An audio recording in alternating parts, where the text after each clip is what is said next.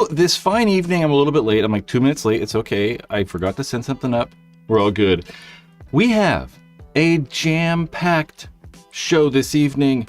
We're going to cover NXL, Texas, Lone Star. For some reason, I forgot where it was. We got some highlights, some bloopers, we're going to call them. There's some new guns. There's some new masks. Mainly NXL, though, and there is a whole bunch to cover. So without further ado, thank you to bfpgear.com, the sponsor of said live stream. And, you know, they've been having a sale for a long time. It kicked off with, like, Memorial Day a few weeks ago, and stuff is still on sale. I was talking to a gentleman this week. He couldn't decide. He's like, should I get a 180R or, you know, maybe just save a little bit of money and get a Shocker Era?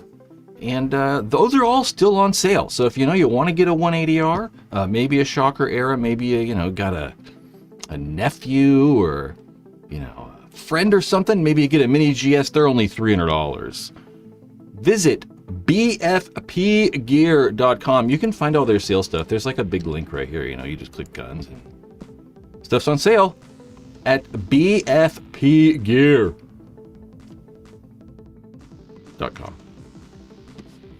Gentlemen, we are gathered here today to talk about the NXL. And let's just kick it off. Why is my, like, chat... Oh, there we go. I was wondering why my, like, chat wasn't showing up. We're okay. I'm going to turn my volume down. I noticed I just yelled really loud. Okay. NXL Lone Star.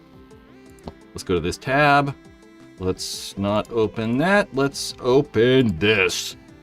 And here are your winners for NXL Lone Star this past weekend. We have Edmonton Impact winning the 5-man, San Antonio X Factor taking second, Seattle Uprising getting third, and then over in that 3-man, we'll talk about that 3-man here, San Diego Dynasty taking first place, Paintball Fit coming in second, Infamous in third. In semi-pro, we have the Los Angeles Collision, BR Factory constantly in those top spots, Nasty taking third. Division 3, we have the Noobs and Philly Krupp bringing in second place. Louisiana Asylum, they've been around for a long time. D2 second place finishers. D2 third place finishers. Also the Noobs. I think that I screwed this up. This is totally screwed up. This is what happens when you try to do this really fast. There's a limited amount of time. Yeah, Division 2 or Division 3, you know, one of those is correct. I don't know which one. I think that the Noobs are in Division 2. Division 4, we have a team that is not mentioned on this channel. Division 4, second place, we have the Hydra Kids out there in Texas. And SWAT Hydra, something. Also Hydra Kids out there in Texas playing out of that, we'll say Paintball Fit camp or something like that. Those are your winners.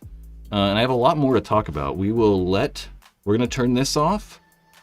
We're going to open up the finals right here.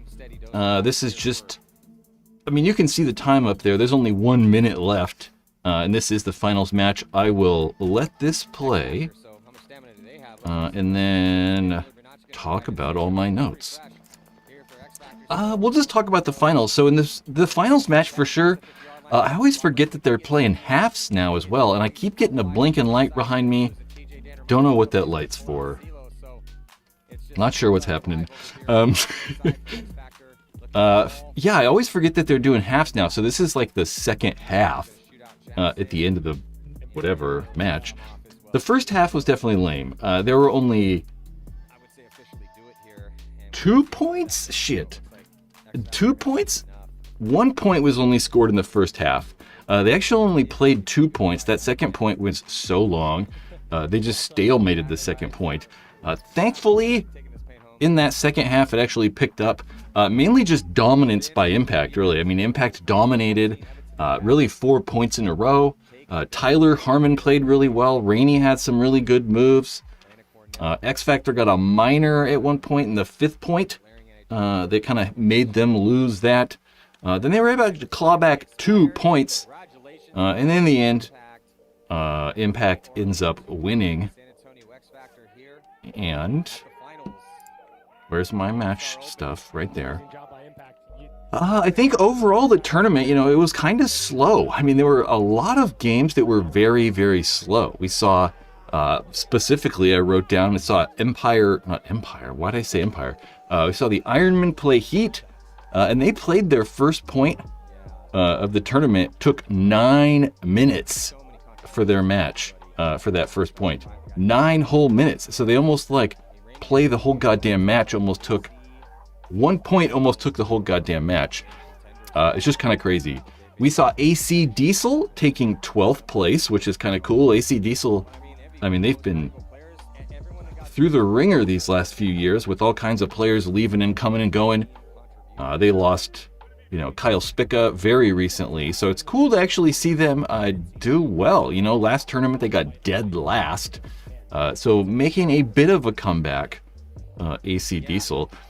What I like the most, though, is probably Seattle Uprising. Uprising taking 3rd place is really cool. Uprising have been pro since 2016, this current iteration of them. So nearly 10 years, taking them 9 years to make the podium. It's kind of cool that they finally at least made the podium this year. Uprising, like I said, has been around for 2016 in their current iteration. They did play, some of their guys also played pro in the MPPL before its demise. What else was interesting? We saw Dynasty take 15th place. Dynasty taking 15th place is their worst finish in X-Ball ever. So if you look at the PSP, PSP, X-Ball, PSP, NXL, that's what I meant to say there. If we look at PB leagues, they've never gotten worse than 15th. So 15th is the worst finish that Dynasty have on PB leagues. That is going to be missing, some of the old 10-man stuff and 7-man stuff, and Millennium's not on there. But I would be shocked if they've done any worse than 15th place in X-Ball. So 2 kind of crazy finishes, right? Uprising getting 3rd place, and then Dynasty in 15th is kind of crazy. We saw Houston Heat do poorly as well. Heat got 11th. They got a 13th in Atlantic City earlier this year, so it's not necessarily, I would say, unheard of for them, but certainly not a good showing for Houston Heat.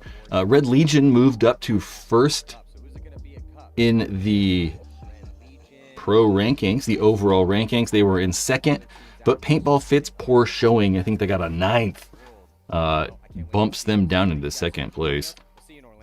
We saw Impact. Like I said, Impact won. They got their first win since 2022. The Hurricanes did very, very well, taking a 4th place. Arsenal got a 6th place, also really good.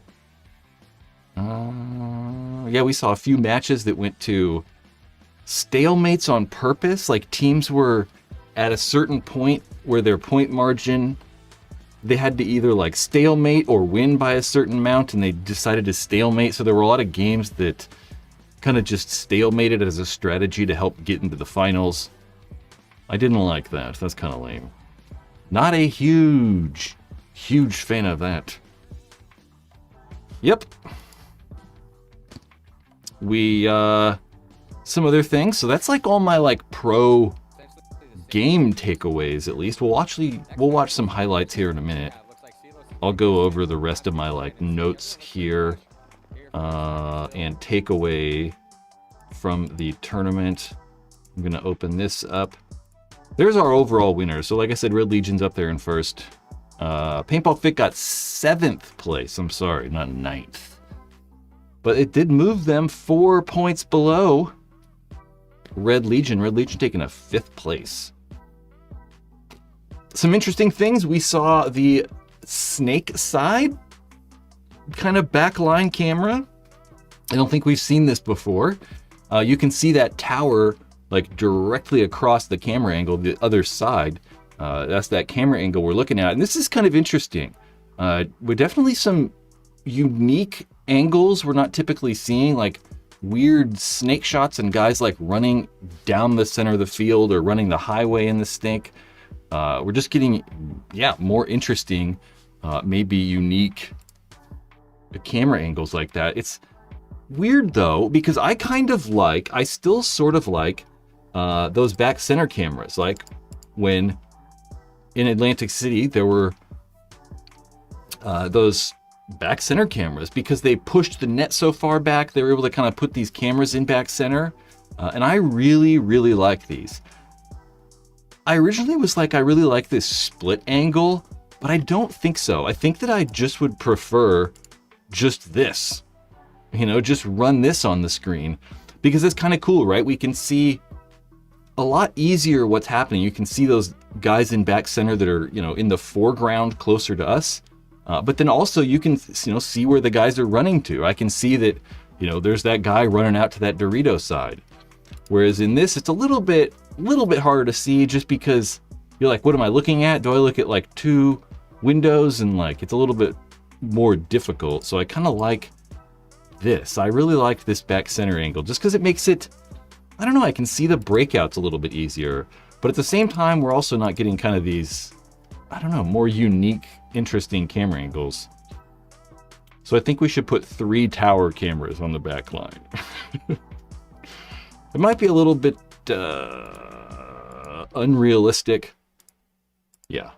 There's a new score bug. If you guys don't know what the score bug is, the score bug is that like scoreboard that's on screen all the time. It just looks a little bit cleaner. The logos, I'm not sure if I like the logos on there or not. I think it makes it a little cluttery sometimes. And they're putting the kill counts on the screen as well. We can look at the kill counts right there, and you can see how those, my full screen is a little bit covered, but you can see those kill counts up there now, and they take away the name. I don't really like that, because sometimes the logos aren't obvious what team it is, and I don't know.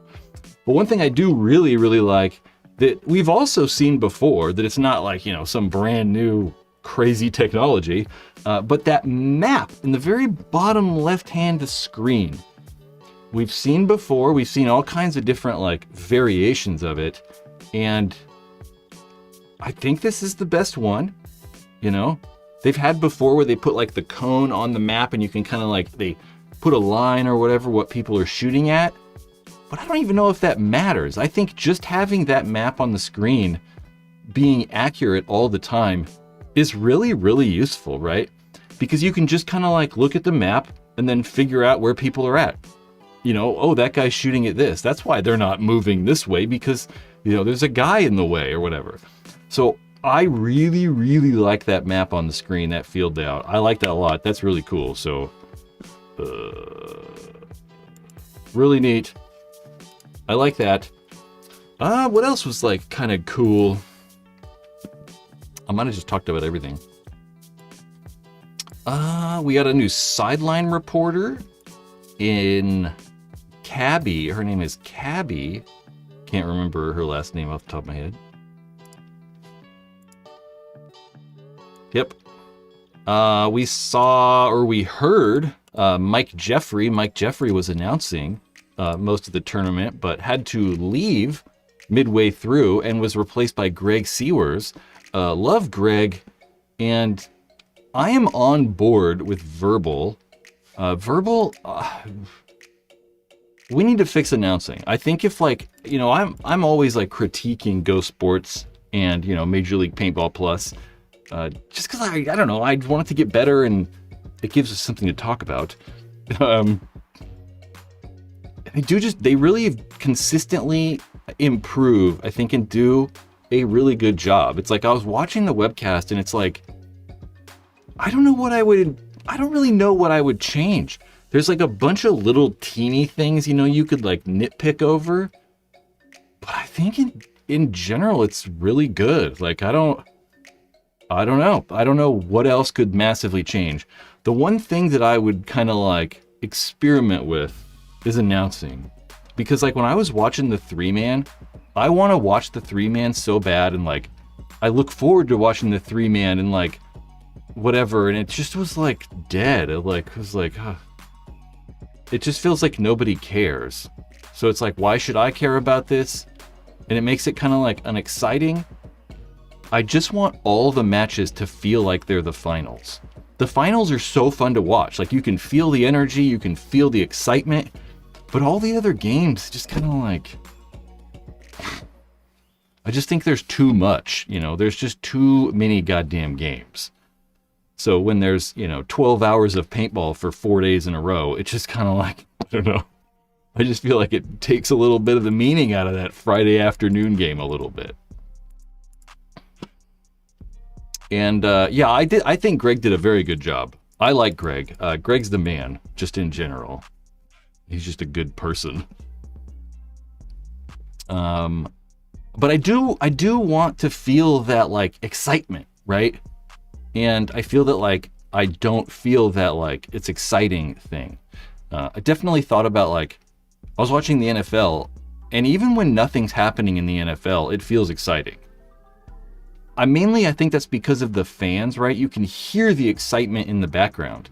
And during a lot of these normal games, like Friday afternoon or whatever, there's just nobody there. It's like dead silent and just doesn't seem like it matters. So, yeah. I'm not reading comments right now. I'll get distracted. We're going to talk about highlights now. Highlights. Here are some highlights. And because I also thought about this, I think because the games were really slow, there weren't a lot of like high scoring games. So over the course of the weekend, there's just fewer points played. So I think as a result of fewer points played as well, there's just fewer things that actually happened that were cool. So there's not like a ton of highlights from this tournament, kind of because I think it was slower and just kind of plays out that way. But the first highlight we have is Blake Yarborough. Definitely not Yarborough, but Yarborough is kind of cool. Also making moves forward. I think you're going to see this all week. I don't know. Some of the audio might be weird on these. Normally I like redo the audio on every single freaking clip, but I didn't on this time. So, So this is kind of hard to see though, but we see Blake Yarborough right forward. There. Blake's creeping around on the left side of the screen. You're gonna see this is crazy to me. With teams with leads, you gotta get a little forward. Wow, right. Blake Yarborough with the jump shot on Chris Shear. Moves forward. I think you're going to see this all weekend with teams with leads. You got to get a little forward. Wow, Blake Yarborough with the jump shot on Chris Shear. That was good excitement, though. I kind of like that, like, a little bit of excitement there. Blake Yarborough, just a crazy shot. They end up winning this point, the Dynasty. This is 3-man as well, so this is 3-man. A lot of these clips are actually 3-man. Man, maybe not a lot. This is the Sea Dogs and Damage. We're going to watch this whole point. This is just a good point by the Sea Dogs. You can see the score is 3-3, and there's 59 seconds left. This is tough if you're Damaged. Not a good spread. Jason Edwards playing a can in a low body situation in a tie game. Here comes a streaking Galikowski for the Sea Dogs. Edwards has to dip out into that Dorito just to make it hard. Shear now on the counterattack. Yeah, Shear getting to the wedge, and they don't know he's there. They are going to launch, and they're going to shoot Edwards out, but they still don't know that Shear is there. I'm going to move my body. Caught, and that is, I don't like to cover up the logo. Here for Damage, so the Sea Dogs, the underdogs. Just a great point. Sea Dogs played really well. The Sea Dogs have, played really well all season.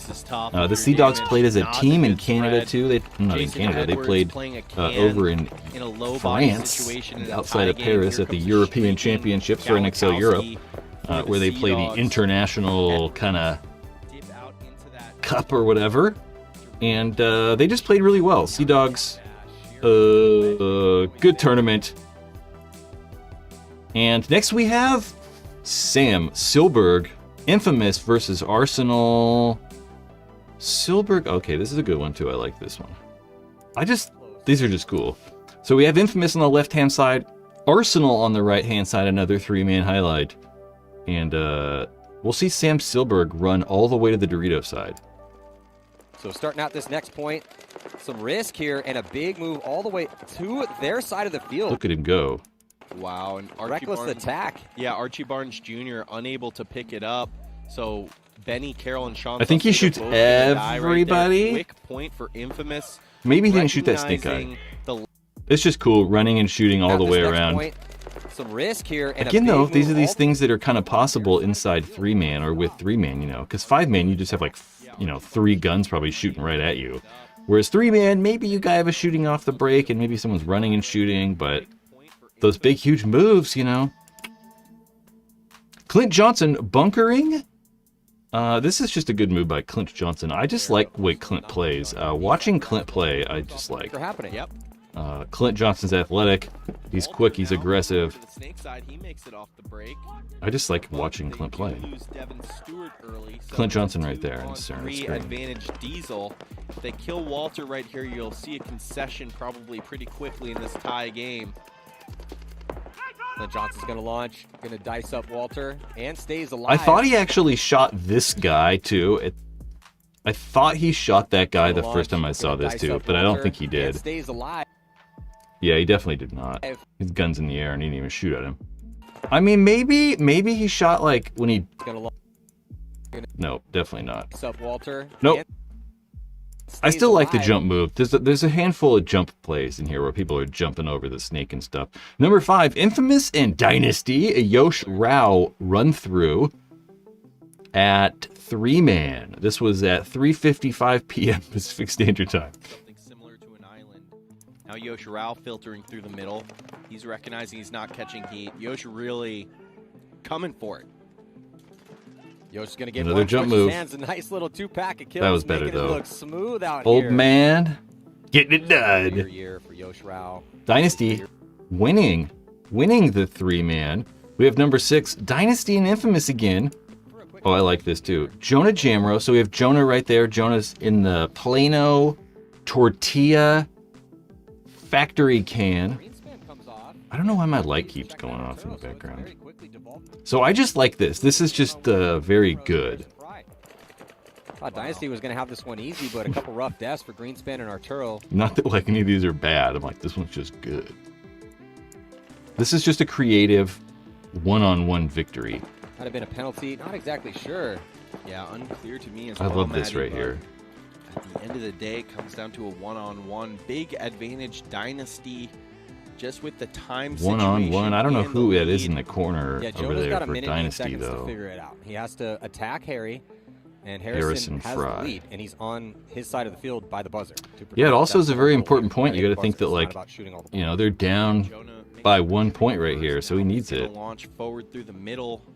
Harrison Fry just keeping his head on a swivel. Shadows definitely playing. I'm just a huge fan of the like retreat and like get better position and like figure out what to do rather than like sitting in one bunker, just trying to figure it out and realizing that you probably can move. You know, with him way far away in the corner, it gives you the opportunity to move around because he's so far away that just making those huge long shots, it's just a little bit more difficult.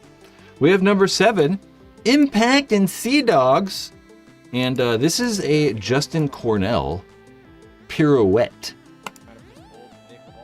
False sense of security over there. Here comes JC. JC's going to launch, though. Bam, bunker move, another snake jump. And he's like, oh, there's a guy. There's a guy. Oh, there's a guy right there. Just ear hold that guy, though. He hunting for another one. Spins around, gets 2. Bam! He hunting for another one. Spins around. Look at this headband. He did shoot his headband. Goes head hunting on Shane Salmon. What a beautiful Ain't no run thing, that's baby. going on the list. JC, he's the man. Number 8. Number 8 is Dynasty and Infamous. Dynasty win at the buzzer. Tries to shoot inside and gets caught in a tough death. Yosh sees him walk off and gets up and on his toes. Probably letting Arturo know, hey, no, Jonah's dead. Let's try to make something happen here. Move goes up the middle, though, first. Yarber, who killed Jonah. He's looking for it. Only 23 seconds left for Dynasty to try to steal this win. You know they're going to send it. They do lose Ryan Greenspan, though, from the D side as Yosh Rao gets past the 50-yard line. I thought that was Paintball Fit for a second. I saw all that red just for a second. Barring something crazy. Oh, maybe not. Might have spoke too soon. So here comes the double dose of attackers up the middle with Rao following up. It looks like Blake got shot there, no? Rao. I swear I saw like something. So here comes the double dose of attackers up the middle with Rao following up Yarber. And are Great they going to move. have enough time? 2-1. Yoshua with 1 second. Just saves it. I mean, so lucky there too, because Yarber. Blake gets shot right Are there. they going to have enough time? 2-1. Looks like Yoshua they with 1 traded. second hits the buzzer and steals the win. Ooh. Number 9. Okay, number 9. Number 9, Heat Uprising. Jackson Frey with a center run move. And you need 2 to tie, at least 1 to cut the margin if you're Dude, Heat. friggin' Uprising. So proud of those guys. Jackson Frey, I like the move. We've seen this a bit in necessary close situations. He has the height if he stands up, I think. Not quite A little sure. Yeah, the confused, comments might be though. slightly off, or thinking that maybe Graham Arnold climbed up. I think he's trying crawled to up find into a shadow. that spot. Yeah, I think he's trying to find shadow. This is the move right here. You're gonna do it. I did it. Gets the Back kill. to I like Strike. that. Fans about to go dice up Holland. Gets the kill there. 2 Good for 1 stuff. trade. An even body situation. Now it's a 2-on-1. I always like to Houston like Heat. try to get Shot a different pull within angles with to just a shoot minute, people. 30 You know, you don't seconds left to go. necessarily have to just run that guy down. Being able to like be patient and fish for a different angle is always cool. Paintball Fit NRG, Scott Stewart and Connor Nelson. Yeah, this is just weird. This is just such a crazy thing. Like, this goes on for a really long time. This is a 2.5 minute clip. Stewart wasting no time all the way down into NRG's side of the field. But that So right here we have Stewart, fucking Scott Stewart. I always call him Stuart Scott. Rest in peace. Scott Stewart right here for Paintball Fit on the left-hand side, sneaking through, trying to get a little bit of sneak underneath the bunker. And we have Connor Nelson for NRG, a rever on the right-hand side. crack being the beam gave him away. Dorito 3 now knows he is there. Yeah, he backs up off that crack just a little bit to try to stay alive. Can't catch balls right through those little gaps. Locked up. So we right also now just to here. say it's a Down the 4-on-5 sidelines, on the stomach. in favor of Paintball Fit. This might be that So we can tell by opportunity that. where NRG Elite needs to start considering This if they whole get thing's themselves just into that crazy. snake side I mean, wedge just to because he shoot sits to in this spot Yeah, Connor forever, Nelson. right? They like Releases just to- sit here and like, like That wedge. Back play pretty much all. trying to bail it's like out of that how Dorito long can, have you trying to guys? keep Have you ever alive played by for diving into that 2.5 Dorito minutes and there's a guy like 10 feet in front of you? It's just so crazy. Ooh, now Chavez going to move up to the 50-yard line. I mean, I Work on kind the of D get it though, side. because it is a 4-on-5, and you really don't want to like He cruised in there lose pretty those easily bodies, with right? NRG If in you the back lose center your looking body, away. Yeah, I think everyone's so 3-on-4, worried about Stewart and then bodies there's in the middle. nobody on This your is- side, that's like how if it you're the works, though, snake right? We call guy. it staggered attack for a reason. You know, it's that It's just boxing crazy metaphor. that You like throw a jab, living and they that react far to up that, on the then you side throw of the their overhand field, like right that's into the crazy. left hook. It's hard to block Just from realized the both audios sides. might be crazy too. And that's exactly punches and bunches is what PB Fit is doing right now. It's just crazy. Eventually, Releases into NRG's still laying there. edge. Again with the back center looking right at him, but the back center takes one from Stewart. 5-on-2 scenario. Just wild. It's just so long. Finish. That's in the highlight section. I don't know if to highlight or not. Impact and X Factor. Another really good jump shot. This one we don't have a really good angle on though. The camera is not in the best spot for this one. We see Tyler right there. Tyler's right above my head. Bam! Shoots that guy. That's TJ Danner. Just that quick little jump shot, and I think he shoots him like 3 times.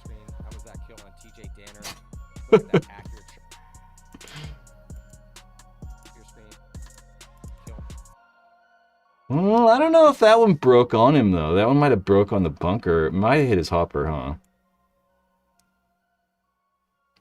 Yeah, that's off his hopper. Hopper. I think he shoots him in the hand. Maybe not. Crazy. Tyler's really good, if you guys didn't know. Tyler's like really good. Okay, we have some not so top plays. There's a handful of these. How many do I have? I only have a few of these. We have 4. We have, first one, Arsenal and Leverage. Arsenal's Caleb Abel. Oh, he makes it all the way. This is kind of the opposite of that highlight we just watched with Paintball Fit. So Caleb Abel right there crawling around. Makes it all the way onto their side. All the way. And he's just going to get shot. As soon as this player shoots his gun, Caleb knows. Yeah. He didn't shoot him. Chris Caputo for Okay, leverage. Caleb not able to get a shot. Just, there on I don't Chris know. Caputo. That just Caputo was gonna sucks. get checked out. Might have caught a ball from somewhere else. This just sucks. Red Legion X Factor, and this is Karzalev over there. Unfortunately sponsored by Dye. Oh no, Carzalev's having problems with his loader. Just trying to get that hopper to work. Shot here, load some more paintballs, see if he can get it to load. And I think eventually it gets going for him right here. But, was not going well. Karzalev pounding his hopper. 103. This is literally like 10 seconds later. Karzalev's, look at the time. So these are the same games. 8:15, 7:35. This is Archie Montemayor. Archie Montemayor right there in the snake, I believe. Yep. Goes to jump over the snake. Oh! Trips and falls and hits the deck, and then he did not trip and fall, so he hit the. Just eats shit. And then here comes TJ as We've well all been too, there so before. looks like Archie's gonna go hunting. Oh, trips and falls and hits the deck, and then On your first date, he did you just not eat a trip and dick. fall. Fuzzy sticks. This is the last crappy one. So this is just funny. I don't know why I found this so funny. Matt Jackson right there goes to dive in the snake and boop. He just boop. Greg thought it was funny too. Matt Jackson squeaking into 2. Yeah. So we talked about Gabby earlier. We talked about Gabby. Gabby something. Gabby, I haven't actually listened to this at all, so we're going to listen to it together. Here with Graham Arnold. kinda low, though. Unbelievable match. You just beat the top team in this division. How are you feeling? Feels great. The team is playing really well, playing really connected on this field, and I think we're going to win this.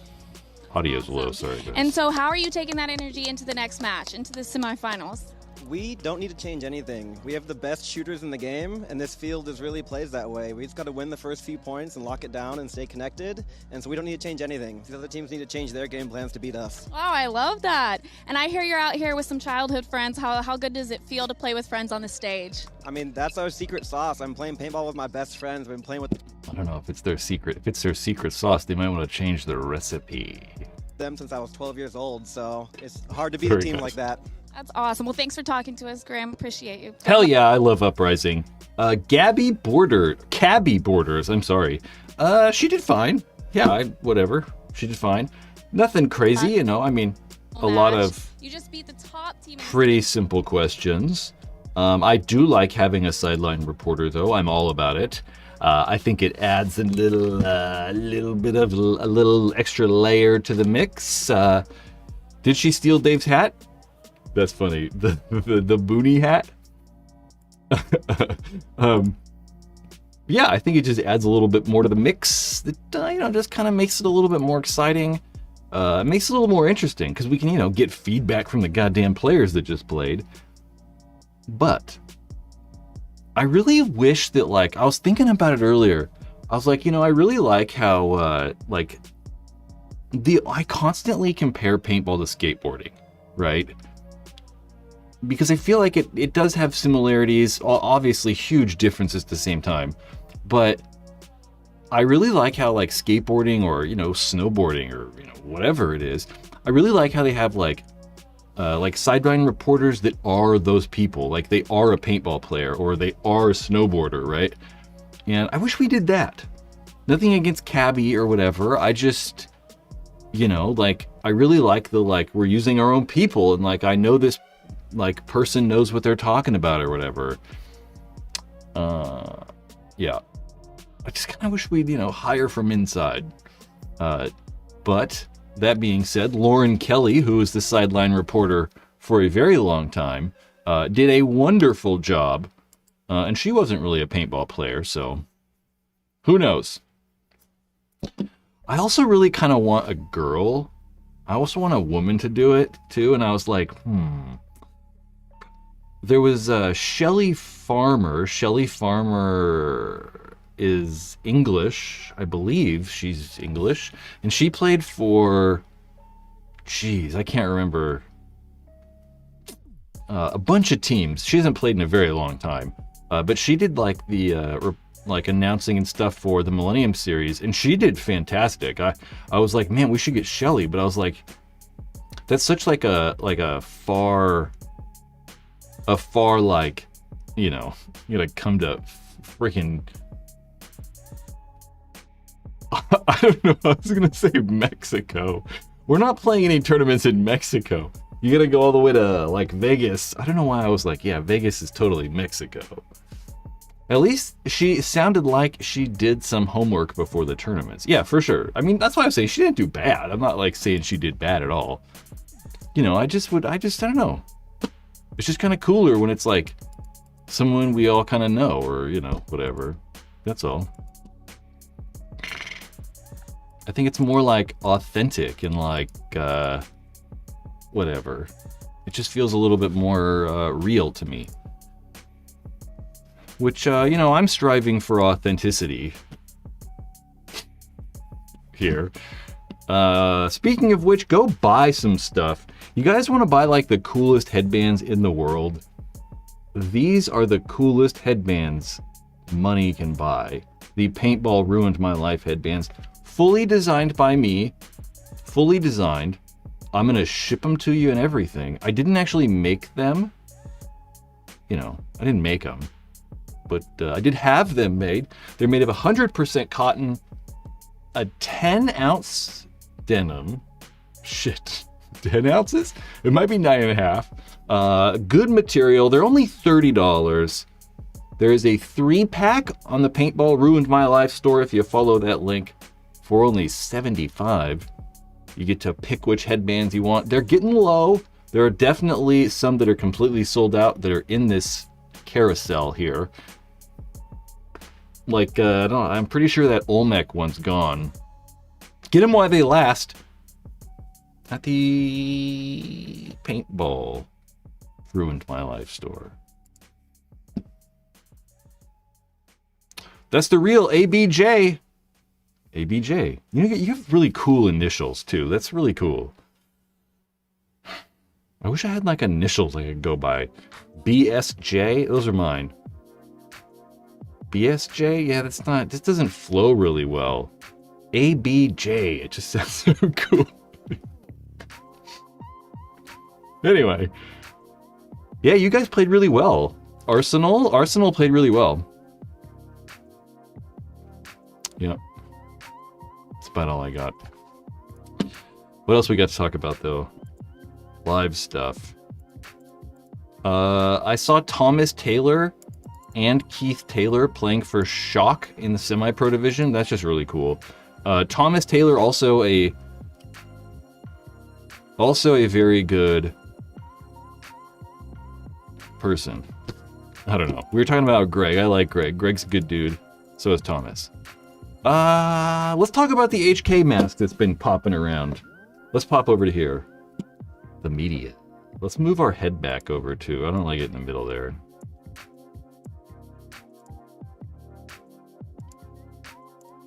And I don't know. Normally I like to make sure to tell everybody, but I didn't really do a good job this time. Go at least subscribe. You know, at least if you're not going to pay for Major League Paintball, if you're not going to pay for Major League Paintball Plus, at least go check out the YouTube channel and subscribe to the YouTube channel.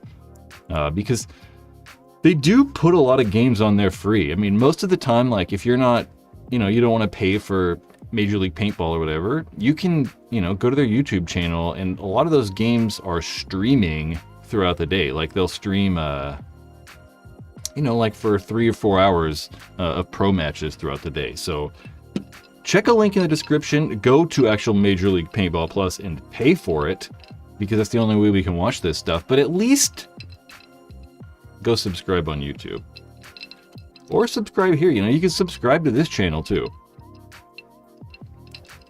You probably are though. Okay, HK mask. So, this came out. Maybe, kinda not really came out. It's not really out yet, we don't really know anything about it. Some people probably do, I don't. The HK Army mask. So about, I think 3 years ago, somewhere in there, JT Paintball the patent expired on the JT Proflex mask. So a lot of companies have been making Proflex parts. HK Army have that RMX bottom. So the bottom right there you're looking at fits onto a Proflex goggle frame. People are making different ears. All kinds of stuff is kind of happening around the Proflex. And what it looks like HK have done, have taken the RMX bottom they made along with the ears that go onto the Proflex, and they've created their own goggle frame that takes Proflex parts. So this, I believe, you know, judging by the RMX logo on that lens, these, I lost my train of thought. They made a goggle frame that will take Proflex parts. So, you know, I assume that that lower is their RMX bottom for the Proflex. So that means that, like, this goggle frame could fit a regular Proflex bottom or a Pro Shield bottom or whatever. It looks like it is quick change lens. That's what I was looking for. These are the Hostile lenses. So if you're familiar with their HSTL masks, they're kind of like budgety mask, or that skull mask they have, like Rainy wears that skull mask. This appears to be the exact same goggle frame. Essentially, it takes the same lenses those do. It also looks like it comes apart in the same way. Like we look at Mouse right there, where that goggle strap goes in, there's like that little piece. Those kind of come off and you can, you know, remove the lens that way. So looks interesting. I mean, it looks kind of cool. You know, HK, people like and don't like them. I like HK. I'm a fan of the HK stuff for the most part. So I like it. I think it's a really cool idea. HK, or JT, sorry. JT have been trying for, you know, they tried with the Proflex X to release a goggle frame that could come apart without tools or just come apart quick and easy. But they were using that old lens. So they were trying to, like, you know, use an old lens system and like adapt some stuff to it. Whereas this, the Hostile lens system that HK uses, was ground up designed to be a quick change lens. So them making these are really cool. I like it. So we'll see. It looks really cool. It looks really thin and like light and like minimal, which is cool. All the colors have been neat. I think Marcelo's been wearing that for quite a while. HK Army put these pictures out a few days ago over on their Instagram. But we'll see.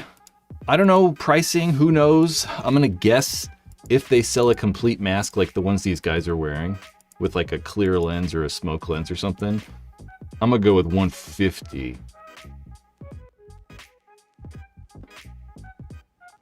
Yeah, somewhere in there. I'd be shocked if it was over $200, but it could be. The HK Army possible RMX. And you know, I do something else too. You know, if you're not here to catch all these live streams all the time, there is a second channel to this live stream right here, the Ruined Clips channel, where I like post clips and stuff. So like, you know, like here's a overshooting thing or something. I don't know. So yeah, like the best and worst plays, I'll post kind of highlights over on the Ruined Clips channel. So if you want, go find that. Subscribe to that. What are you guys talking about? I don't know what you guys are talking about. Old Soul. So if they are interchangeable, whose lenses are they going to be made? Yeah. Oh, who lenses will be made better? I mean, I don't really... for sure those Hostile, like, those Hostile lenses are not bad, but you know, they're going in masks that are like inexpensive as well. So like, if we go over here, I'm gonna go HK Hostile. Whoops, nope. Hostile. I don't even know, like, god damn, I cannot see Is it mask? If we put mask in? Yeah. So it's designed in these masks, you know. So this is the same lens. There's that little like dealo I was talking about on the side that you kind of take off. No question, if you were to hold this lens and the like ProFlex Spectra lens, the Spectra lenses will feel better. They just feel nicer. I don't know necessarily what it is. I think that the plastic on the outside of the lens is a little bit softer. Not really though. I mean, like, it's, you know, barely. And I think those JT lenses feel better, but who knows? I mean, they could be making like a Hostile Pro lens or something like that that's just a little bit nicer or a little bit like higher quality or something like that when they actually come out with the mask.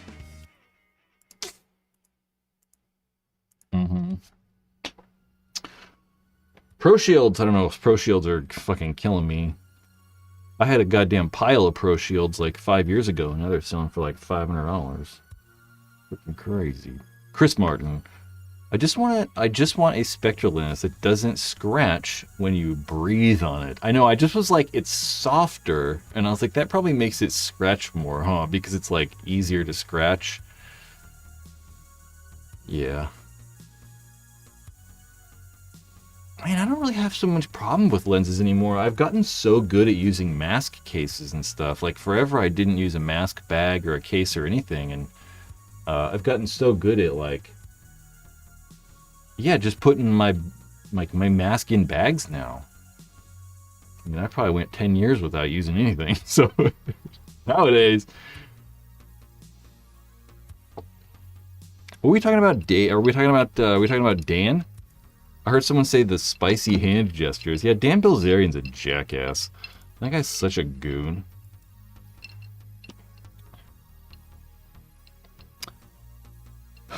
Does anybody know if... I don't think that his team, the team that he plays for, has any sponsors. Are they actually sponsored? Because at one point in time, they were sponsored by a couple people, and then...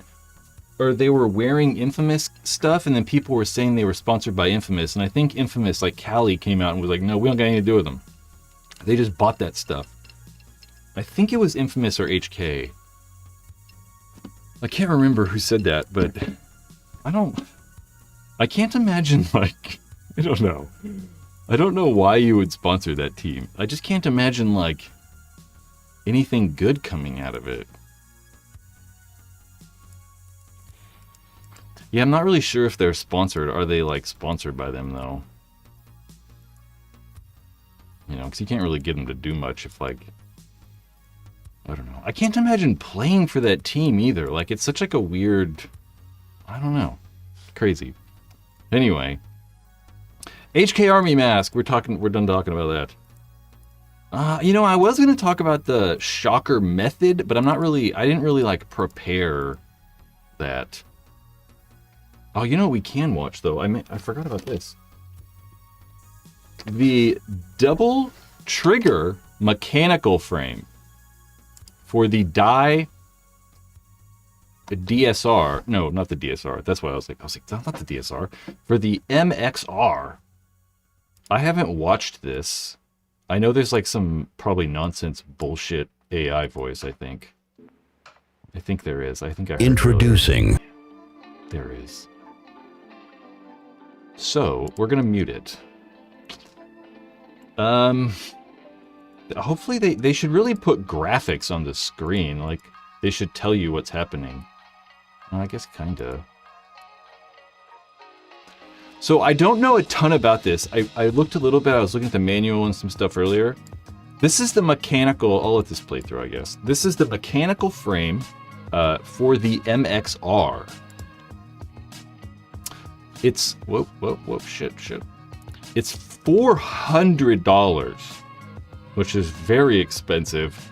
Unlike the Planet Eclipse CS3 mechanical frame, these are not coming with the regulators either, so it's not coming completed. You still have to like transfer stuff over from your electronic frame. Like you can see it's missing the ASA and stuff. Whereas the Eclipse stuff for this price is coming with all those things. But this is very, very interesting. So, like I said, $400. Mechanical single trigger frame. Something very weird. If we wait, this goes to the internals in a second here, and I'll pause it on there. And I think I want to try to look at it and investigate. Okay, so see, this is kind of crazy. So there's multiple like trigger positions.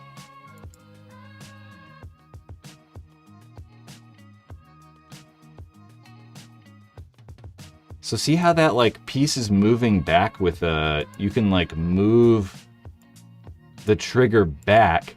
And the way the trigger works, you can see that trigger pin right here. So this trigger pulls back like normal, and this piece right here will go up and connects to this lever.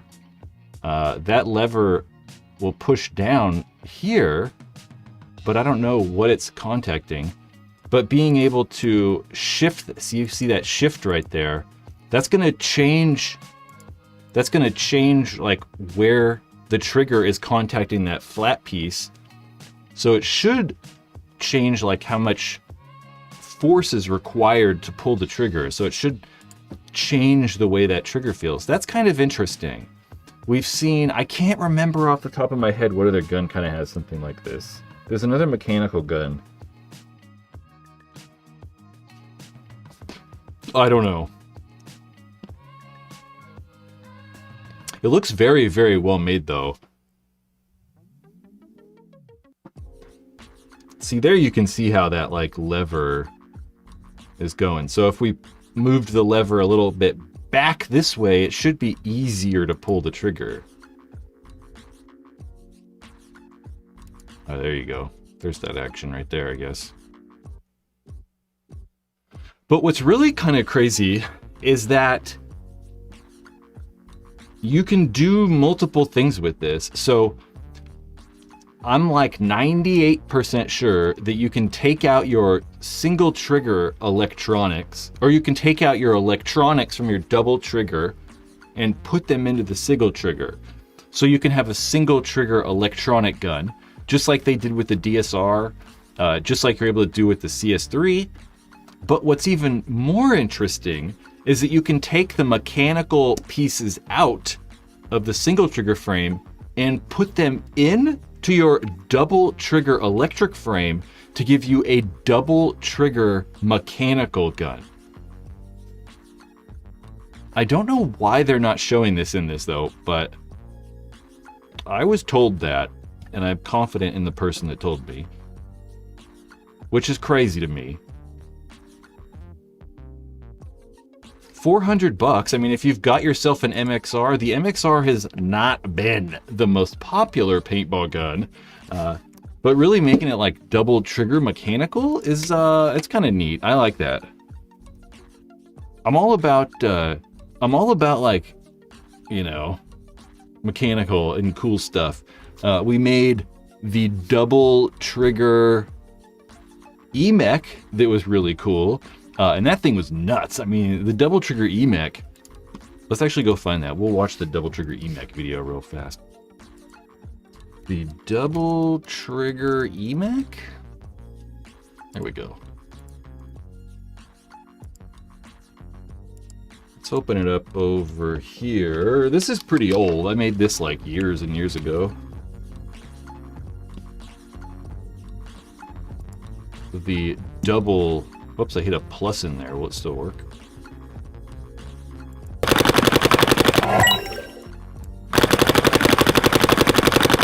So that's mechanical.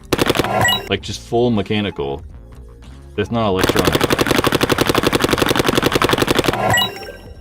So that's the EMEC. Help Holden Allen right. So yeah, you gotta cut it all up. You have to like, you know, cut the trigger guard off. And it's just install a double trigger, really. Let's just listen to it shoot. Not that good right there. I don't know what I'm doing.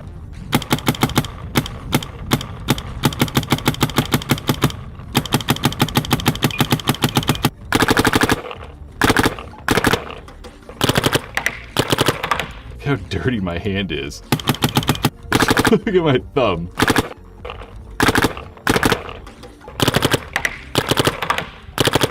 Yeah, it's pretty crazy.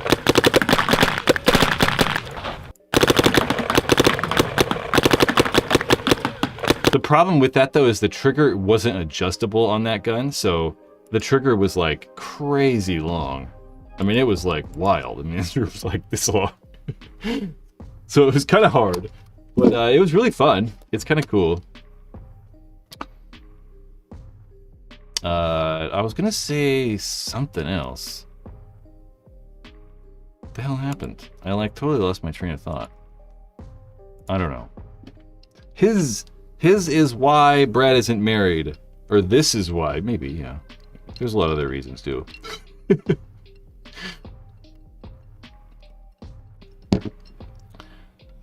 Switch PB. ANS Gear shows it in a breakdown video. Shows what? Oh, probably, MXR mechanical frame?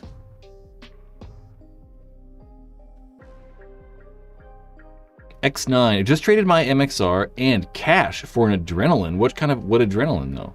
I dropped the ball hard on that gun. I'm with you. I mean, I don't know what they're doing. I mean, I don't know. It's very weird to me. Like, I get it, sorta, right? Like, because Forever Die made the same bolt. It was like the DM4 all the way through the DM15.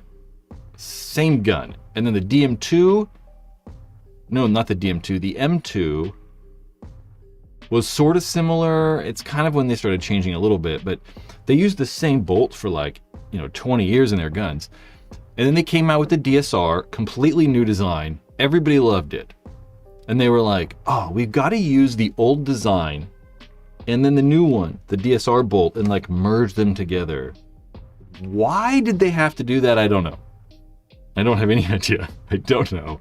I think they should have just stuck with the one that worked, the DSR bolt, and they probably just should have made like a nicer DSR or something. I mean, the DSR is already really nice, but I don't know. It's just kind of a weird situation. I kind of assumed, like we kind of all assumed the MXR was going to be like just a better version of the DSR or whatever, but they made something weird.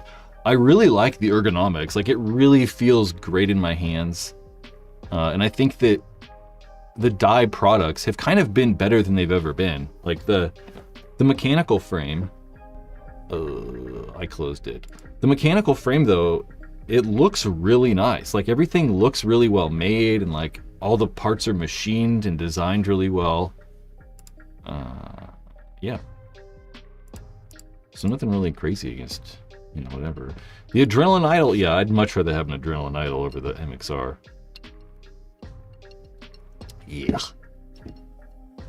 The MXR is the best shooter there is. The ergos are great, the internals are trash, and the frame is weak. It sounds right. I don't even know if it's like the best shooting. I mean, they do shoot good though, to be fair. The DSRs also shoot well too. The MXR I feel like is just like, it kicks a little bit more than the DSRs, which I like, I kind of prefer that. The DSRs kick so little that it's kind of a little weird sometimes. Yeah. I don't know, that's all my topics. Thought I had more. You can become a channel member on here and be cool like Chris Martin. I saw Chris Martin's name pop up. You get early access to videos. I keep talking about this Joy Division video that's going to come out, and it is going to come out. I've just been waiting for a little bit of confirmation from someone else about some facts in the video. It's just taking when it is ready, you'll get early access if you're a channel member. You also get exclusive member-only videos, like the Dynasty videos on the channel, or the video series that I started that I'm blanking on the name of. God damn it, the debrief. The debrief series, which is we watch the video together, so we kind of like watch the most recent YouTube video and then I like give my comments on it and stuff like that. Like, I don't know why I did this and I didn't include this, but there's this cool clip that we can watch, or, you know. You can see those by becoming a channel member here on the Paintball Ruined My Life's live stream. You also get access to giveaways. You know, gave away a carbon hopper last couple weeks or something like that. Dude, the goddamn Joy video. It's been taking so long. It's taken a while.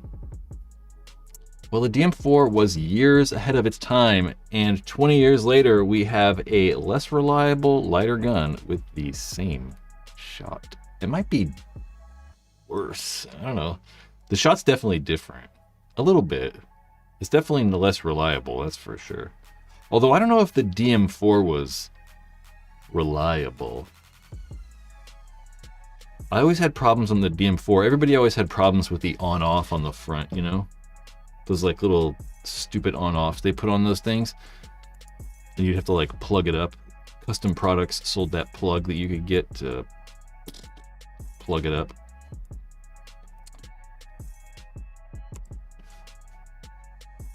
Oh, you know what I did at the field the other day? Chris Raymond. Oh, Chris Martin. You were there too. Chris Raymond and I filmed some interviews with people at the paintball field.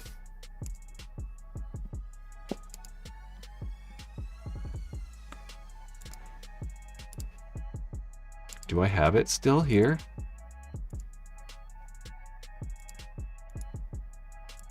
What the heck? I thought I put it in here.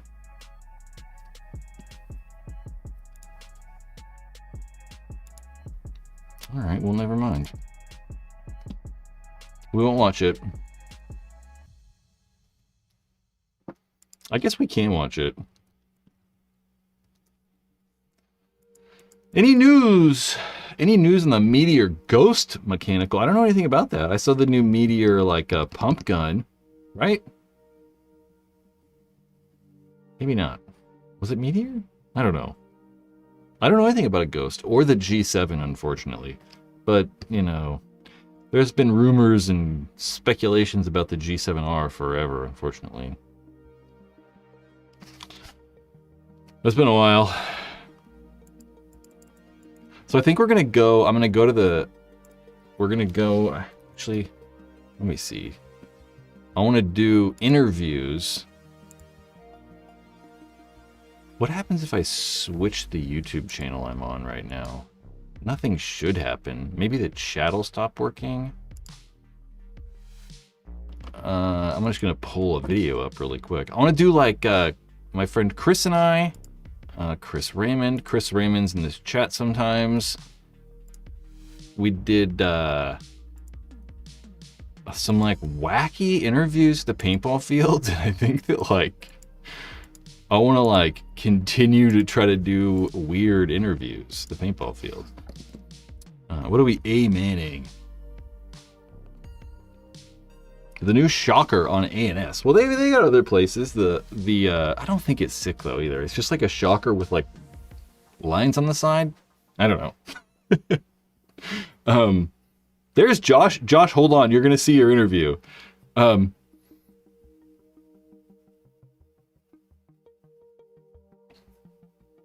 Yeah, the method shocker. I don't know. I was gonna talk about it, but I don't know.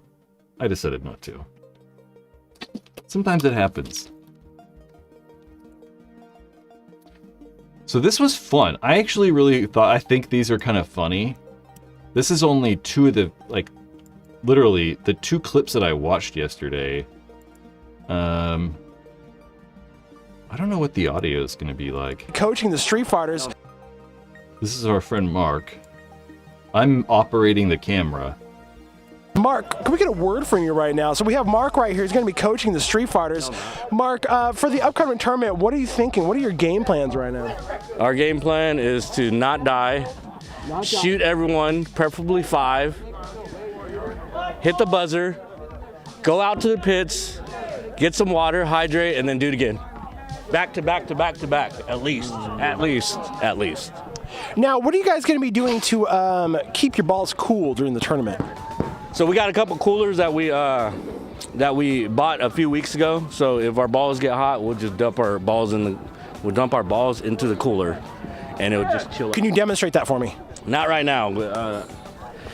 There's kids on the field. Can't do that right now. That's pretty fair. I appreciate your discretion. All right, thank you, Mark. Thank you. I appreciate your discretion. So we have Josh here with us right now.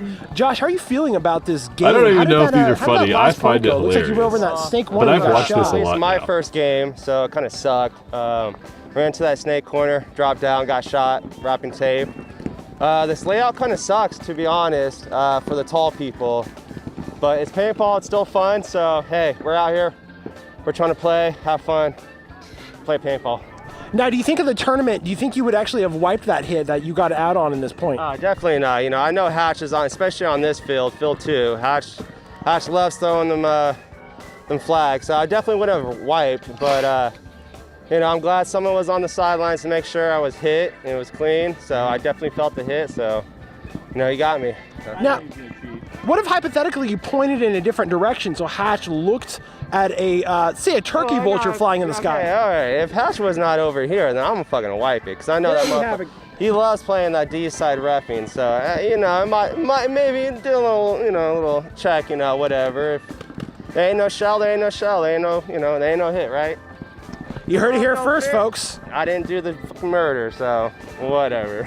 Sac Street Fighters known for their honesty. Mark, can we get a word from you right now? So we have Mark right here. He's going to be coaching the Street Fighter. Exciting. Yeah, so that's what we did at the paintball field Sunday. Was that Sunday? I think it was Sunday. Nate? There's a bunch of other funny interviews. I want to like just cobble them all together. That's not what I was going to do. I want to take like little pieces and like, you know, only like very quick moments of people talking, not like put on full interviews. We got to get funny people though. I think they're funny. Chris, you're in there, but I didn't watch yours yet. I literally watched those 2 clips last night and just put them together.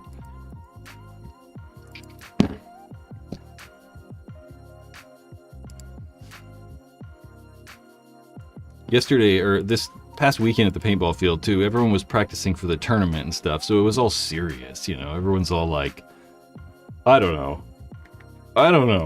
This is one of the problems I have with paintball. Like, I always just want it to be fun and just dick around, you know? And everyone's so serious sometimes. It's just like, why are we so serious? Koala interview, I don't even know. Who knows? Yeah, it's fun to do that to people. I hope what I hope is that we do it and then people see it and they think it's funny and then they like want to be interviewed. That's what I hope happens. So that's what I kind of want to happen. Because it's hard to get people to be like funny. Everyone tries to be so cool. A suit. I did think about Chris wearing a suit. You know what we wanted to get? We were talking about it. It'd be fun to get this stuff. Media. What am I looking for? Media body armor. It would be, it would be fun. It would be fun to get this like body armor.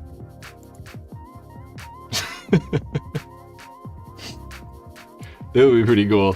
I looked into it though, they're like $400 and I was like, nah, it's not probably worth it for the gag. It'd be cool though, I'd get like a helmet and stuff. I'd probably wear like, we'd get some media vest that's just like this. It'd be fun too though.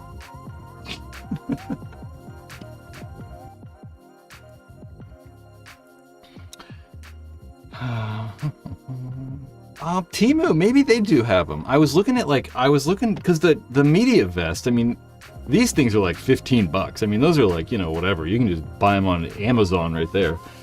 But these are kind of, The like actual like body armor ones, they're kind of expensive.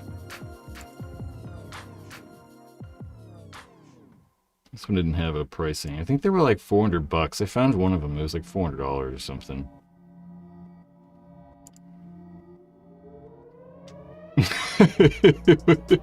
It'd just be super funny.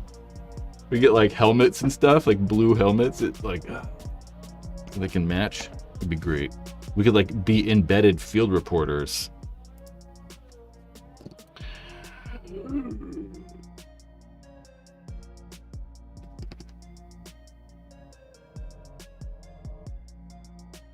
Anyway, who's got questions? What should we talk about? HK mask. I'm kind of excited about the HK mask. It's kind of cool. I think that the NXL should look into announcing somehow. I feel like it's almost sacrilege to like say that I don't want Matt Marshall announcing. I don't know. I don't know if that's what I'm necessarily saying, but I don't know. G7R news. Nope. I don't think we're ever going to know. I mean, the first time we heard about the G7R was 2016 or something like that. So, I mean, we've been hearing G7R rumors for almost 10 years. Verbal, there's the guy who started all of it. He's the guy who made me not like Matt Marshall.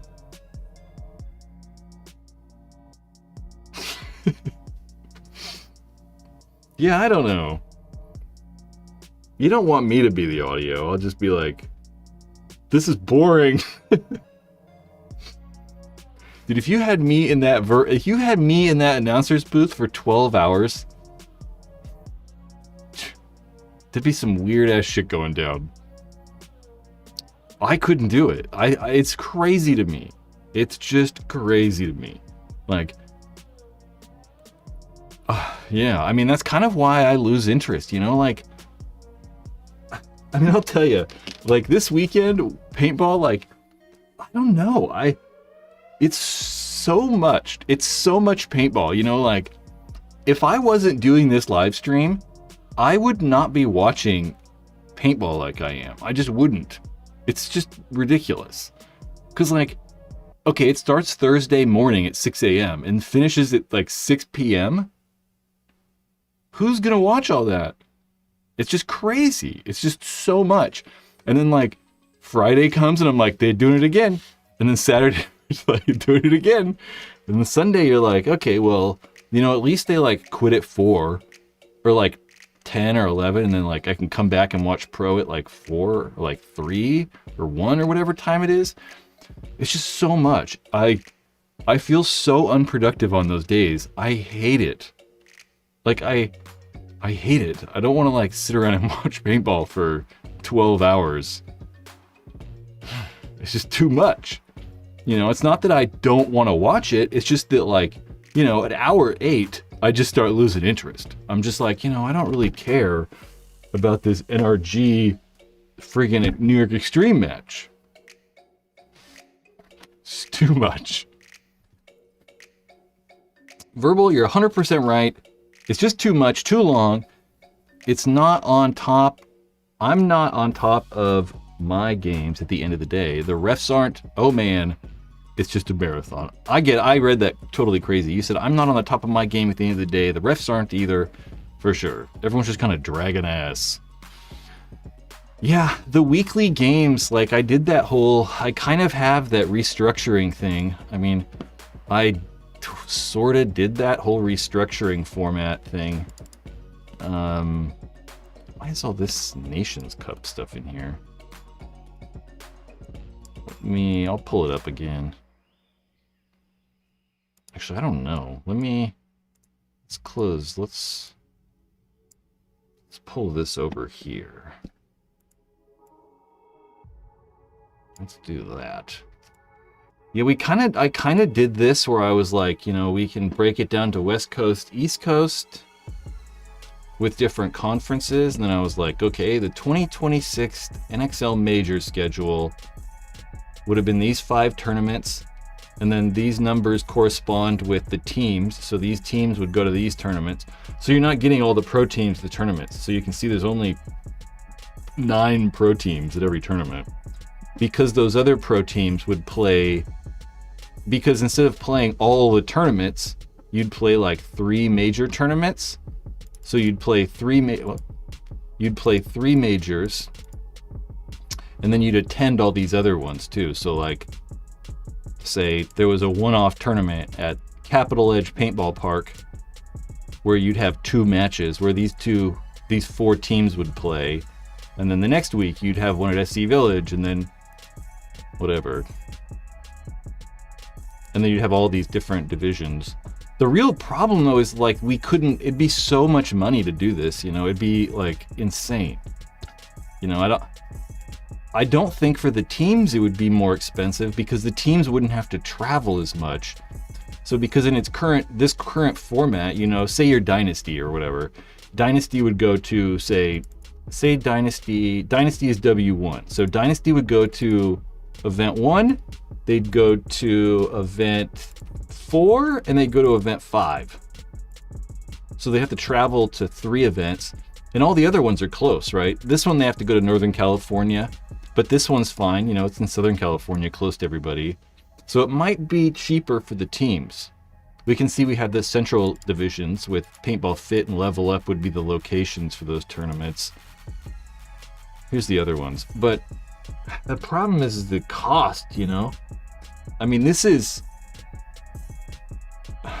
almost as less as I mean, you could do it less than this, but I mean, this is still what I would like because I want to try to make paintball on every single weekend.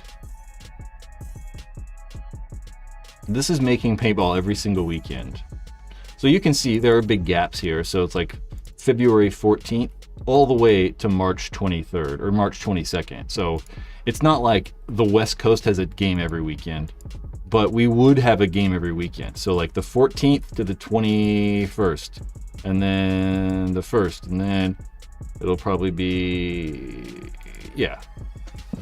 So it can happen. It's just like logistically, I don't know how we film it. You know, like if we want the quality that we're used to with Go Sports, Major League Paintball Plus, this is so many other weekends. You know, how many is this? 1, 2, 3, 4, 5, 6, 7, 8, 9, 10. So if you count 10 on the East Coast, you have 10 on the Central area, you have 10 on the West Coast. It's a whole 30 more tournaments. In this current format that I do have this made out at, this is not teams playing any more games than you'd play in a regular season. So like when you go to the, you know, NXL, they're going to 3 majors, and that means you play still 4 prelim matches at all those. So you're playing 12 prelim matches, but then over the other rest of the season, you're still going to play those 8 remaining prelim matches. So this whole setup, it's not more or less matches. It's the same exact amount of matches that we were playing right now, just kind of spread out all weird. So this would be cool, but you know, I don't know how budget friendly it is. And you could obviously do it different. You don't have to do it this way. I mean, you could like make the teams go to 4 major tournaments and then, you know, reduce these to half. So there could be, instead of 30 standalone events, there could be 15, or, you know, maybe we could add 4 teams to the standalone tournaments. But then you're starting to get to that territory where you get into too much paintball. You know, that's why I put there's only 2 matches on this day. So that, you know, you can watch one match at 12 p.m. and then the next one's at 1 or something like that. And you have like 2-hour block of paintball, not like 4.5 or 5 hours or some crazy block that just, again, just turns into like maybe just too much to watch. Looking for my slides. Bam! Pick a lane. What are we picking lanes for? I'm not much of a lane changer. Yep.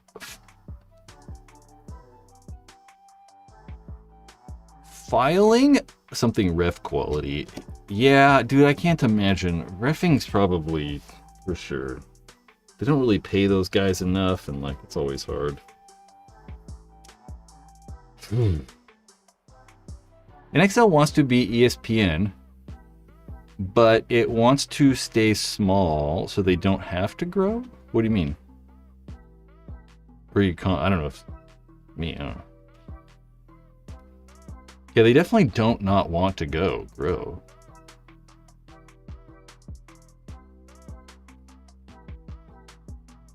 Verbal, I know, I hear you on that. I think about that when I'm like, paintball all day. I for sure, I think about football 100% because I'm like, you know, I can watch football on the West Coast at, I think 10 a.m. or 9 a.m. It kind of depends on the day. I think, you know, somewhere in there, I think it's 10. And then, you know, watch up until 4 or something. And then, you know, Sunday night football's on at like 5:30. So it's like literally all day long. But there are way less paintball fans than football fans, you know. It's like they can put football all day long on because 70% of the population watches it or whatever. So it's like, you know, sure, if they get 10% of the fans to watch, that's still, you know, millions of people. Where it's like, man, if you only get like 10% of the paintball fans to watch, that's probably not good. But you're definitely right. I totally think about that. But we, you know, same thing with paintball it is now, though. It's literally all day long. All day long. It is funny, the West Coast start times for football. I had a geology professor one time, and she would always complain. She would tell us about how she lived in North Carolina, and she's like, God damn, we're always like awake until 1 a.m. watching football. I'm like, yeah, that's true. I go to bed at like 9. We don't get all those like, I get all the better start times for stuff. Sorta, you know, paintball starts at 6 a.m. normally. If it's on the East Coast, paintball starts at 5 a.m. That's not so great. Some brains. Then again, people spend all day watching golf and tennis. For sure, dude. I totally agree. I know, I think about it, and I'm like, people do it, but I don't know. It's just very difficult.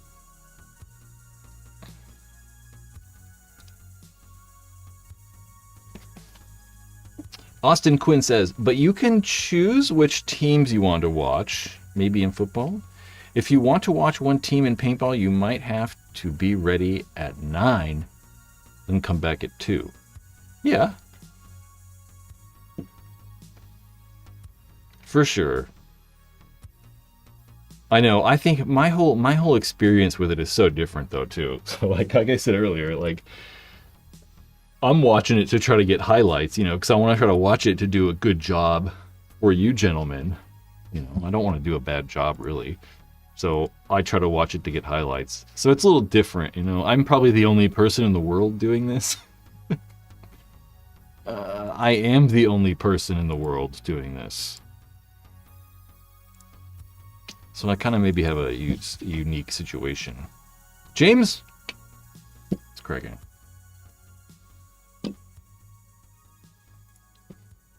NXL. I'm happy with it though. I think that they do a great job. Like, you know, like I said earlier, I was trying to like look for things that I would improve, and like, I don't know, I just little nitpicky stupid things. There's nothing really like glaring I think that Major League Paintball Plus really need to fix. I would just experiment with announcing somehow. I don't know what to tell you even. I just really miss Todd. I really miss Todd Martinez. I think Todd's so funny and like entertaining and stuff, and that has a lot to do with it. Being entertaining and fun has quite a bit to do with it. At least for me. Casual Call says Damage has a pretty expensive roster for no podiums. Yeah, for sure. I mean, not that bad though. I mean, AC Diesel was like, you know, fuck, they got like a fucking $1 million roster. Who knows what Damage is paying guys too? Because so many of the guys on Damage are like damage lifers, like Jacob and Jason and Chad Boucher and Boucher. Yep, Chad Boucher. You have Dan Holiday, friend of the show, Dan Holiday.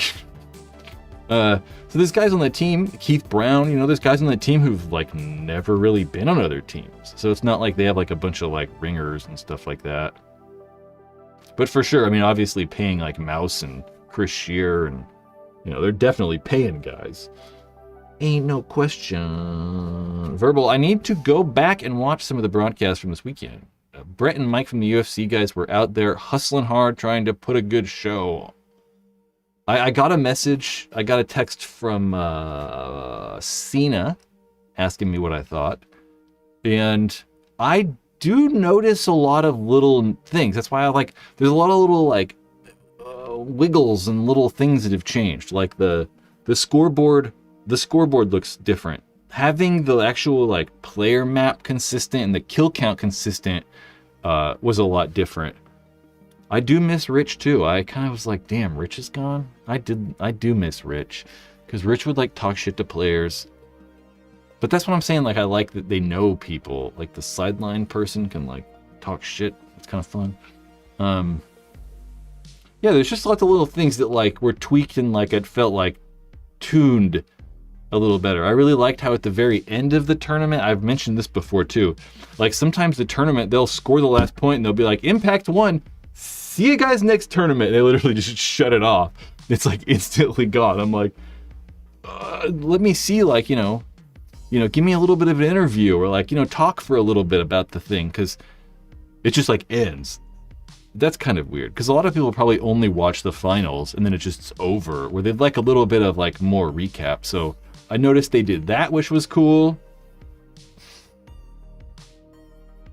I don't know. Lots of little minor changes, I think, that kind of add up to be overall better. Yeah. Oh, we need Telferbeck. I think the new audience doesn't like the banter. Who's the new what do you mean by the new audience? It's the same audience that watches this, and all I do is banter.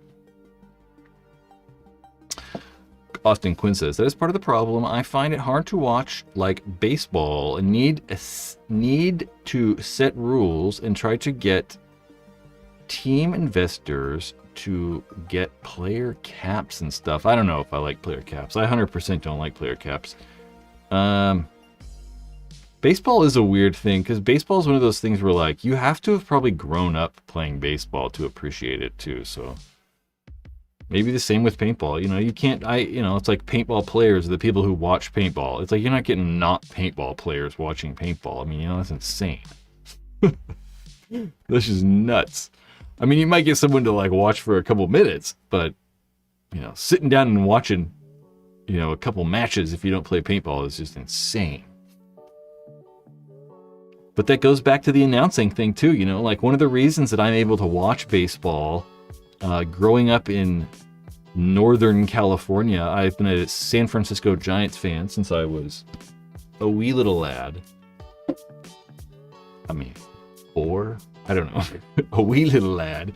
And watching or listening to Dwayne Kuiper and Mike Krukow, the TV announcers, is probably one of the reasons that I continued to listen and watch baseball, because the announcing was so good and they felt like I was just hanging out with my buddies, which I kind of like. Dylan's comment got held for review. What's it even say? We're just gonna show it. It's hard enough to get my girlfriend to come out to my tourneys, let alone watch the NXL.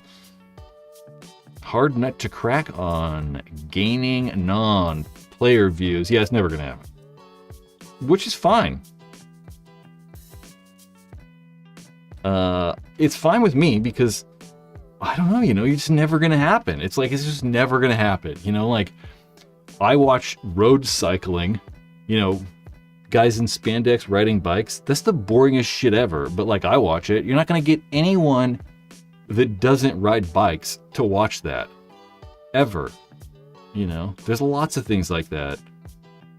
I just don't think it's gonna happen. I think that making it more entertaining for current players or people who've played in the past, or making it interesting, so maybe somebody sees it and wants to play paintball, that's what we can do. I'm all for like making this like good for us. Like, I don't give a shit what like the outside people want. I think we should make something that we like.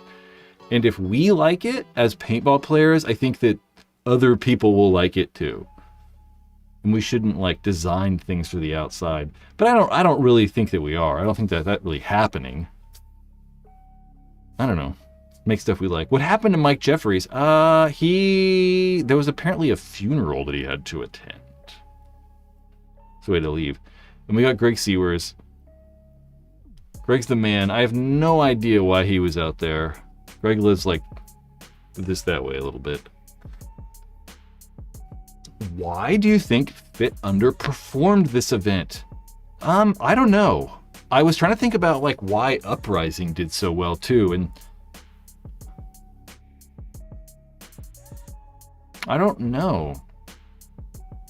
I mean, typically we would say in the past that Paintball Fit have, I think, been really one of those teams that dominate gun skill wise, right? Like they're really good at shooting off the break and controlling lanes and doing all that stuff.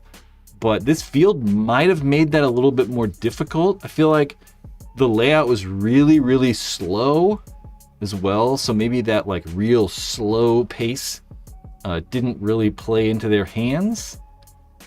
While Paintball Fit did technically underperform, it wasn't like, you know, bad. What'd they get? 7th, right? Yeah, they got 7th, which isn't their worst placing. I mean, last year they got a 9th place, I believe. So it's not like their worst placing ever. It's technically underperforming, but it's not like that bad, you know. It's not Dynasty. I mean, Dynasty got 15th. Their worst X-Ball finish ever. You know, Dynasty with a 15th is real bad. Houston Heat got 11th. Yeah, I don't know. Maybe they're just not, they weren't able to shoot as many guys off the break as they have historically, and maybe found themselves in more 5-on-5 situations. But that's like saying that they're not good at 5-on-5s or whatever. So Paintball Fit, like, obviously practice a lot. They have a really low roster. I think they only had 6 guys this event too, so running only 6 players is really difficult. It's just tiring. I mean, it's just crazy. Winning a 3-on-3 at Cursed Dynasty. Yeah, only running 6 guys is a lot, and thinking that they, you know, played on Thursday all day as well in the 3-man, having 3 full days of paintball still, it's just tiring. Do we acknowledge who wins the series or just cup still? Hey, I talk about the series all the time. That's why I just had this series, like, no. I talk about the series all the time. That's why I just had this up. I'm going to try to talk about the series more, because we never really have as much. I mean, it's always acknowledged people winning, but it's more like, oh, they won World Cup. It's like some big deal that you win World Cup, which, you know, fine. But it's also a big deal to, you know, be really consistent and really good. Not just winning all the tournaments, you know, being a good, consistent team also means quite a bit. But yeah, most people don't really like talk up the series as much, but I'm gonna try a little. I've been trying a little bit more. Heat haven't done better than 3rd since 2023. That's not that long ago, though. That's one of those wonky stats. A year and a half ago.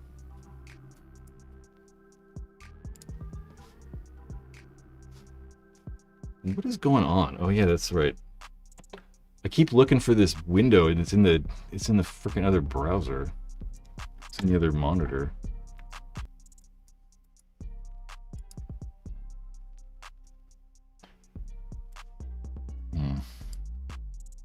Oh, there we go.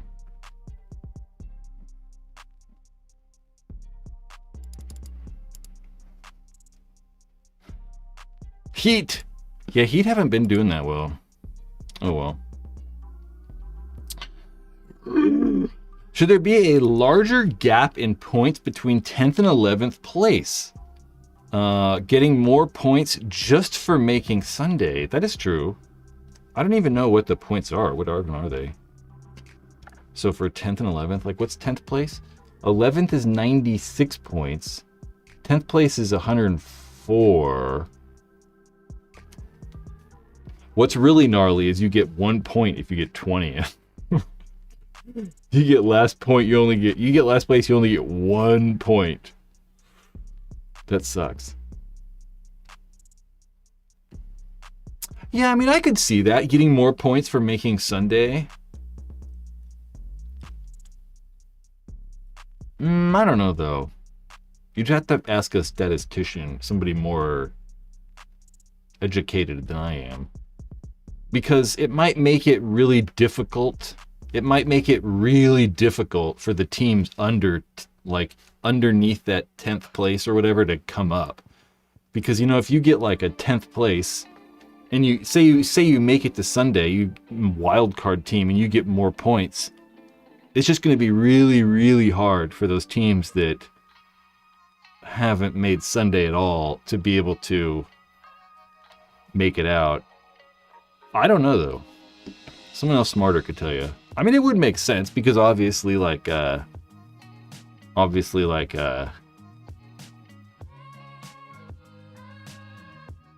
know. I totally lost my train of thought. It's obviously difficult to make Sunday. It's a harder thing to do. But it could like unbalance or make a weird balance. Who's going pro? I don't know.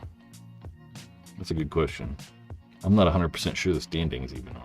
Right, which team did the worst at Texas? The team that looks like they should get relegated. I mean, Dynasty for sure did the worst. I mean, there's no question. I don't know which team. New York Extreme. I mean, I know that Leverage did pretty good. So did New York Extreme. I want to get rid of my head on here. So New York Extreme 14th, yeah, for sure. I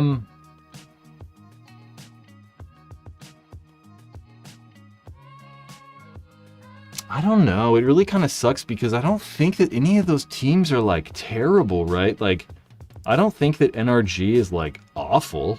Leverage isn't awful either.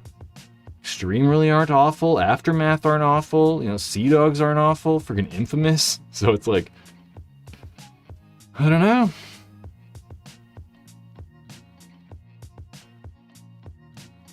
I mean, I would like to see Leverage stay. It's just kind of, Leverage just seems kind of like a fun team. So it would be cool if they stayed, but who knows? I'm going to go with NRG is probably getting the boot. Yeah, the BR guys. Aren't the BR guys from,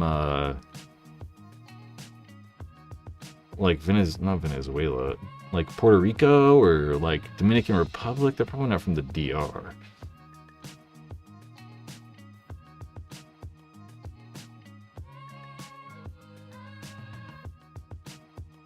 Yeah, Hurricanes doing really well. Hurricanes got 4th, right? Alabama, TPP. It's from Puerto Rico. What's TPP stand for? Georgia.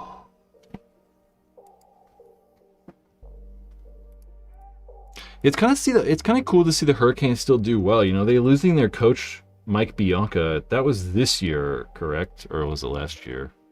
I don't know. Losing their coach Mike Bianca. It's kind of cool to see them do well. I mean, he seems like such like a good dude and like a good, just like a good role model and like a good coach and like just a good man. So having that like positive person leave the team and then still do well is really cool.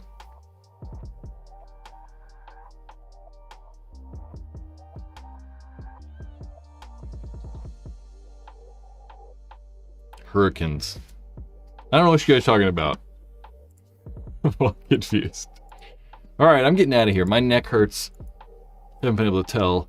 I don't know what I did to myself. Like something here. Pulled something and then like I was good for a while and then I'm doing pull-ups and then like the pull-ups have like hurt me somehow. Next week, I don't know what we're going to talk about next week. I always like these live streams when I have something to talk about, so it is just getting old. It's really not even getting old. It's just like being out of shape. I think that like one of our biggest problems with aging is that like, you know, when I was young, I didn't have to work out as much. I just like could maintain better physical condition, right?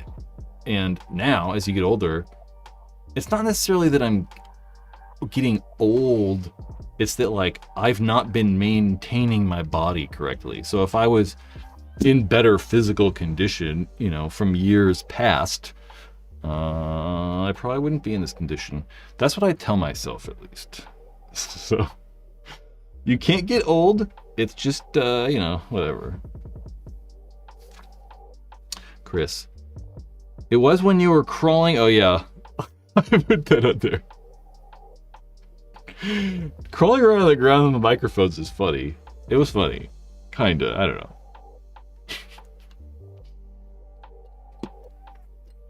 My weekly getting into shape. I don't really have a target though. That's the problem. I do have a goal next summer, but it has nothing to do with like physical condition. I want to try to ride my bike. You guys want to let's do this. I'm going to show you what I want to try to do next year. So I want to try to ride my bicycle on a long bike ride. A long bike ride. Let's see here. So one time I rode my bike from San Francisco to Los Angeles. Let's see if I can view this here.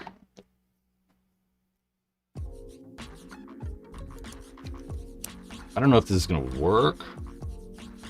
Oh, it does. I'm going to try to do this. Next summer, toward the end of summer. It's approximately 381 miles through treacherous terrain. So I'm gonna have to I gotta get a hardtail mountain bike to be able to do this, I think. So this part weirded me out. I saw this. There's all that switchback going down to the valley. Yeah. That should be interesting. I mean, I don't know how long it's going to take. I actually haven't looked into it. This is a race. So typically people do this as a race, and it's just a race. Like whoever finishes first. So a lot of people don't sleep and stuff like that. They'll maybe let this take like 35 hours or something like that. I will not be doing that. I will probably be making it take multiple days or something like that. I don't know. I always like an adventure. That's something I want to do, but I have to get in shape for that, like bike shape. I don't have to like start lifting weights and stuff anyway.